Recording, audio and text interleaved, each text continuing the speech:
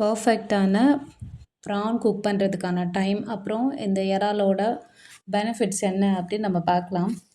இந்த சின்ன இறாவா இருந்ததுனாக்கா, அத போட்டுட்டு மசாலா எல்லாமே ரெடி பண்ணி முடிச்சுட்டு, கடைசியா தான் நம்ம சேர்க்கணும். 3 மினிட்ஸில நம்ம போட்டுட்டு அத ஆஃப் பண்ணிடணும்.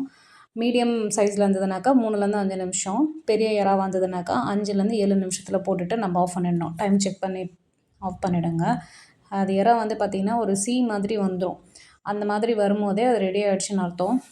ரொம்ப வெந்துருச்சு அப்படின்னாக்கா, ரப்பர் மாதிரி ரொம்ப அழுத்தமா இருக்கும். சாப்பிட்றதுக்கு அந்த அளவுக்கு நல்லா இருக்காது. இதோட பெனிஃபிட்ஸ்ன்னு பார்த்தா, இதில வந்து லீன் புரோட்டீன், அப்புறம் கேலரிஸ் ரொம்ப கம்மியா இருக்கு, கார்போஹைட்ரேட் இருக்கு.